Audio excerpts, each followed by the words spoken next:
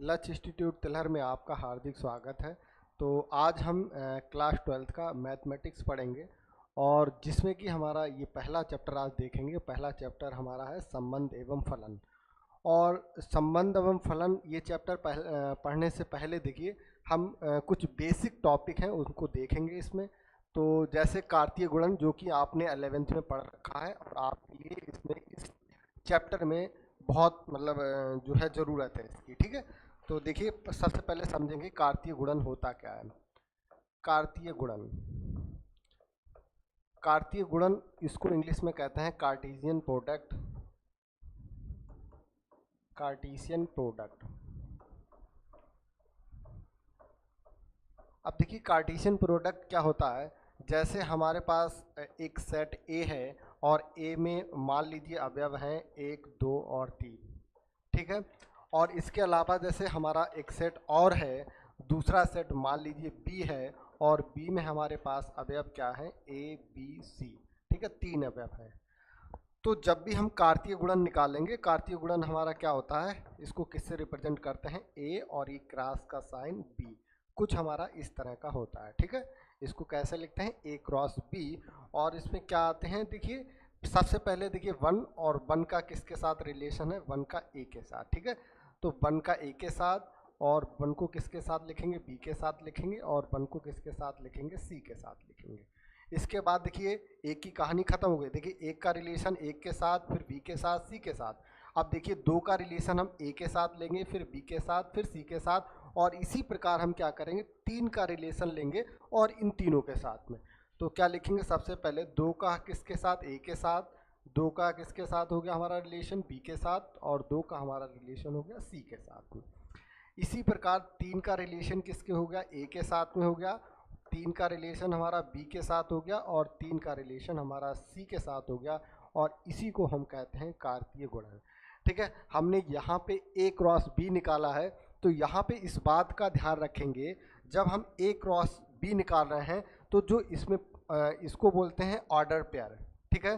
जो 1 कामा ए लिखा है इसको बोलते हैं ऑर्डर्ड पेयर।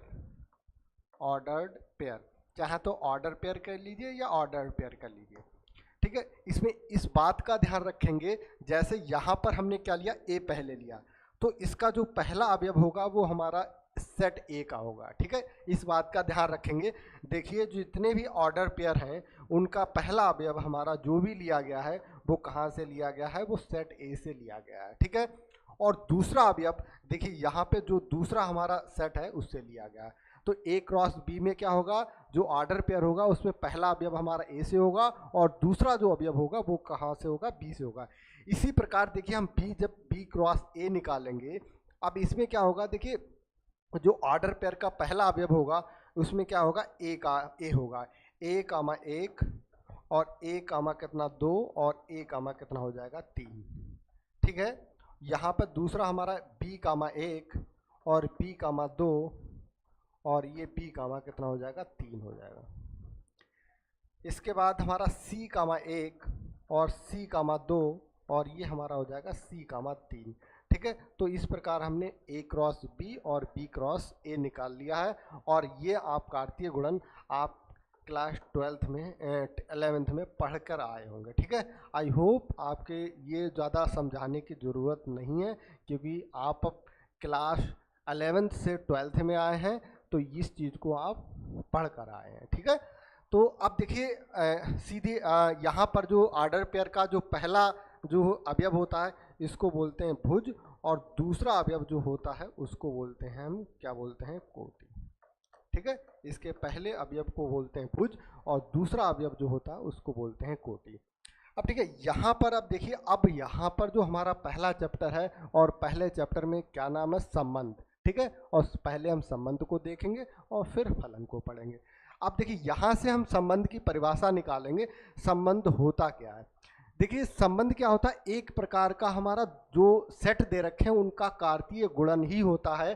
तो जब भी संबंध होगा या तो हमारा ए क्रॉस बी के बराबर होगा या हमारा क्या होगा, ए क्रॉस बी का जो होगा वो सबसेट होगा संबंध। ठीक है, तो हम संबंध आर को क्या करेंगे, हम कुछ इस तरह से लिख सकते हैं। आर जो है सबसेट है किसका है, ए क्रॉस बी का। मतलब ए और बी के कार्तीय गुणन का क्या होता है, जो हमारा संबंध होता है वो क्या होता है, ए क्रॉस बी, मतलब ए और बी का जो कार्तीय गुणन का सेट होगा। ठीक है, उप समुच्चय होगा। और उप समुच्चय भी आप 11th में पढ़ चुके होंगे, समुच्चय उप समुच्चय ये चीजें जो हैं यहाँ पर आपको बताने की जरूरत नहीं है। ठीक है, तो संबंध आप समझे होंगे क्या होता है, जो हमारा कार्तीय गुणन होता है उसका सबसेट होता है। चलिए उदाहरण के माध्यम से देखते हैं। तो नेक्स्ट पेज पे चलते हैं। और जैसे अब देखिए एग्जाम्पल के द्वारा देखेंगे। जैसे हमारा कोई सेट ए है और ए में अवयव ले लेते हैं 1, 2 और 3 और 4। ठीक है, ये सेट की इसको बोलते हैं रोस्टर फॉर्म। ठीक है, ये सेट की हमारी रोस्टर फॉर्म है। अब यहाँ से हम एक संबंध लिख रहे हैं आर, और ये संबंध क्या है, यक्स कामा बाई, और यहाँ पर सच दैट जो बाई है, बाई बराबर हमारा कितना है 2, और यहाँ पे लिख लेंगे यक्स। ठीक है, कुछ हमारा इस तरह से है। और जो यक्स कामा बाई ये हमारा बिलोंग कर रहा है, किस में बिलोंग कर रहा है, ए में। ठीक है, तो आर में जो भी सेट होंगे वो हमारा क्या होंगे, ए में होंगे। अब देखिए यहाँ पर हमारा जो संबंध है, अब देखिए क्या है, अब आर लिखेंगे, आर इसको आर वन मान लीजिए। ठीक है, मतलब एक रिलेशन है आर वन, उसको मान लिया। अब देखिए यहाँ पर क्या हो सकता है, यदि हम क्या करेंगे, x की जगह पे 1 ले लें। यदि हमने x की जगह पे 1 ले लिया तो हमारा y की जगह पे कितना हो जाएगा, 2 हो जाएगा। ठीक है, क्योंकि y बराबर हमें दे रखा है 2x। ठीक है, जब हम x का मान 1 रखेंगे तो y बराबर हमारा 2 हो जाएगा। यदि हम y बराबर 2 लेंगे तो हमारा कितना हो जाएगा, ये हमारा x का मान 2 दूनी कितना हो जाएगा, 4, y का मान 2 दूनी 4 आ जाएगा। ठीक है, यदि हम x का मान 3 रखेंगे तो y का मान हमारा 6 हो जाएगा। यदि हम x का मान कितना रखेंगे, 4 रखेंगे तो y का मान हमारा कितना हो जाएगा, 8 हो जाएगा। और कुछ हमें इस तरह से मिलेगा। अब देखिए यहाँ पर एक गलती है, क्या गलती है, हमने आपको बताया था, क्या बताया था, जो हमारे अवयव हैं x कामा y वो क्या होना चाहिए, a में होना चाहिए। अब यहाँ पर 1 और 2 हमारे a में हैं दोनों अवयव, 2 कामा 4 भी दोनों अवयव हैं। लेकिन यहाँ पर देखेंगे, यहाँ पर हमारा देखिए क्या है, 3 तो हमारा a में है लेकिन 6 हमारा a में नहीं है। इसका मतलब जो 3 और 6 जो होगा वो हमारा संबंध जो R1 है इसका जो है अवयव नहीं होगा। दूसरा हमारा देखिए 4 तो है हमारा ए में लेकिन 8 नहीं है। इसका मतलब ये जो ऑर्डर पेयर है कृमित युग्म, जिसको हिंदी में बोलते हैं, हिंदी में क्या बोलते हैं, कृमित युग्म, ये कृमित युग्म हमारा आर जो संबंध आर में नहीं होगा। ठीक है, तो इसका मतलब R1 जो R1 में हमारे पास अवयव क्या होंगे, एक हमारा क्या होगा 1 कामा 2 होगा और दूसरा अवयव हमारा होगा 2 कामा 4 होगा। तो इसमें हमारे 2 अवयव होंगे। ठीक है, अब यहाँ से एक हमारा होता है डोमेन। क्या होता है डोमेन, डोमेन को इंग्लिश में कहते हैं प्रांत, हिंदी में कहते हैं प्रांत। ठीक है, बहुत पूछा जाता है। तो डोमेन हमारा क्या होता है, डोमेन को हिंदी में कहते हैं प्रांत। ठीक है, प्रांत। डोमेन होता क्या है, अब जो भी हमें संबंध दे रखा है, ठीक है, जो भी हमें संबंध दे रखा है, अब संबंध में जो हमारे कृमित युग्म है, कृमित युग्म का जो पहला अवयव है, ठीक है, तो पहला अवयव हमारा क्या कहलाएगा, वो हमारा कहलाएगा प्रांत, और इसे बोलेंगे डोमेन। हालांकि ये जो डोमेन है मोस्टली इंग्लिश में ही यूज होता है, ये वर्ड इंग्लिश में ही यूज होता है। तो लिखेंगे यहाँ पे डोमेन हमारा क्या होता है, समुच्चय नहीं, संबंध लिखिए, संबंध, संबंध को किससे लिखते हैं, संबंध आर के, संबंध आर के कृमित युग्म, कृमित युग्म, कृमित युग्म के, कृमित युग्म के, या यहाँ पे का लिख लेंगे, कृमित युग्म का पहला अक्षर। ठीक है, पहला अक्षर। ठीक है, तो इसका मतलब यहाँ पर जो डोमेन है हमारा, डोमेन क्या हो जाएगा, जो हमारा संबंध आर दे रखा है, तो यहाँ पर डोमेन हमारा हो जाएगा 1 कामा 2, और कुछ हम इस तरह से लिखेंगे। ठीक है, इसके बाद दूसरा हमारा क्या होता है, रेंज। ठीक है, रेंज क्या होता है, रेंज देखेंगे, रेंज रेंज को हिंदी में कहते हैं परिसर। ठीक है, रेंज को हिंदी में क्या कहते हैं? परिसर। अब देखिए, जो कृमित युग्म का पहला अक्षर हमने क्या बोला? डोमेन बोला। तो जो हमारा क्या बचा? दूसरा जो अक्षर बचा है, दूसरा अक्षर हमारा क्या कहलाएगा? दूसरा अक्षर हमारा कहलाएगा रेंज। तो यहाँ पे लिखेंगे, क्या लिखेंगे? संबंध आर, संबंध आर के कृमित युग्म, के कृमित युग्म का दूसरा अक्षर, का दूसरा अक्षर हमारा कहलाएगा, ये कहलाएगा रेंज कहलाएगा। ठीक है, तो यहाँ से हमारी रेंज क्या हो जाएगी? तो हमारी जो रेंज है वो क्या हो जाएगी? वो 2,4 हो जाएगी। ठीक है, क्या हो जाएगी? 2,4। तो ये हमारा हो गया। तो ये रेंज हमारी है 2,4। अब देखिए, एक और यहाँ पे होता है कोडोमेन किसे कहते हैं।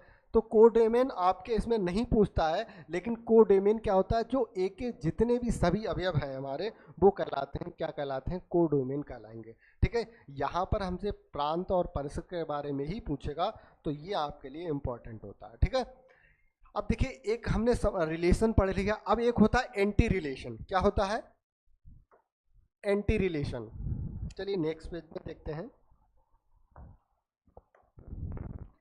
Anti relation. अब देखिए, एंटी रिलेशन क्या होता है? अब देखिए, नाम से ही स्पष्ट हो रहा है, एंटी रिलेशन मतलब रिलेशन का विपरीत। जैसे हमारे पास कोई रिलेशन आर, कोई सेट जैसे ए है, और ए में अवयव है 1 2 3 4। ठीक है, और जो संबंध आर दे रखा है, आर में हमारे पास कृमित युग्म है 1,2 और 2,3, और ये मान लीजिए इसमें 3,4, कुछ इस तरह के अवयव इसमें है। ठीक है, तो ये हमारे क्या हो गए? ये कृमित युग्म हो गए रिलेशन आर के। अब देखिए, जो एंटी रिलेशन है उसको रिप्रेजेंट करते हैं आर इनवर्स से। ठीक है, एंटी रिलेशन को किससे रिप्रेजेंट करते हैं? आर इनवर्स से। ठीक है, इससे आपको एग्जाम में पूछ सकता है। ठीक है, इसको आर इनवर्स से रिप्रेजेंट करते हैं। और ये होता क्या है? इसमें क्या होता है? जो हमारे संबंध आर में डोमेन और रेंज दे रखे हैं, वो आपस में क्या होते हैं? चेंज हो जाते हैं। दूसरा अवयव जो है पहले अवयव की जगह पे आ जाता है, और पहला अवयव दूसरे अवयव की जगह पे आ जाता है। इसका मतलब हम क्या लिख सकते हैं? 2,1, 3,2 और 4,3। ठीक है, इसमें हमने क्या करा? डोमेन को रेंज की जगह पे रख दिया, और रेंज को डोमेन की जगह पे रख दिया। या हम कह सकते हैं जो दूसरा अवयव है वो पहले स्थान पे आ गया, और पहला जो अवयव है वो दूसरे स्थान पे रख देंगे। अब देखिए, जो हमारा are inverse, anti relation are inverse मिला है। अब देखिए, यहाँ पर डोमेन और रेंज इसका चेंज हो जाएगा। डोमेन और रेंज सेम नहीं रहेगा, इस बात का ध्यान रखेंगे। यदि हमसे क्वेश्चन में एंटी रिलेशन का डोमेन और रेंज पूछ रहा है तो दूसरा होगा, और रेंज का डोमेन और रेंज दूसरा होगा। अब देखिए, यहाँ पर जो हमारा एंटी रिलेशन आर है, यहाँ पर देखिए इसके अनुसार हमारा डोमेन क्या हो जाएगा? 2,3,4। क्या हो जाएगा? 2,3,4। और रेंज हमारी क्या हो जाएगी? 1,2,3। ठीक है, और जो ऊपर संबंध दे रखा है, हमारा संबंध आर दे रखा है, इसमें हमारा डोमेन क्या था? 1 था, 2 था, 3 था। इसका मतलब जो एंटी रिलेशन में जो हमारा रिलेशन में जो डोमेन थी वो रेंज बन जाएगी, और जो रेंज थी वो क्या बन जाएगा? डोमेन बन जाएगा। तो आई होप यहाँ तक आपको किसी को कोई समस्या नहीं होनी चाहिए। ठीक है, आप देखिए, इसमें एक नोट पढ़ेंगे। नोट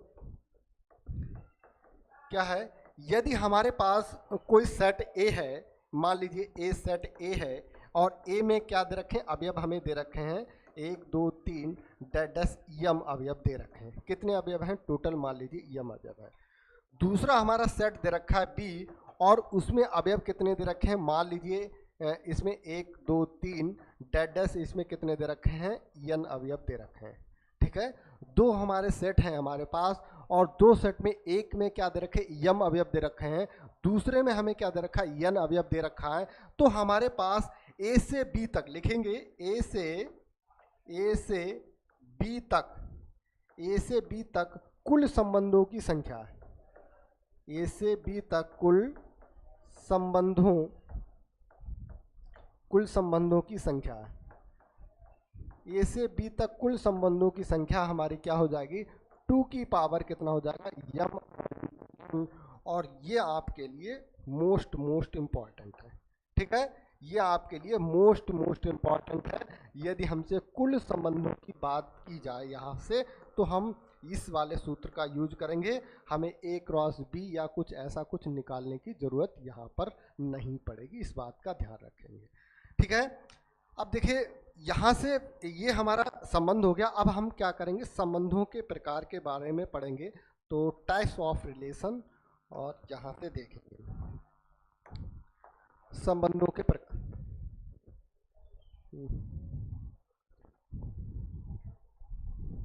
वीडियो देखना बंद हो गई नहीं?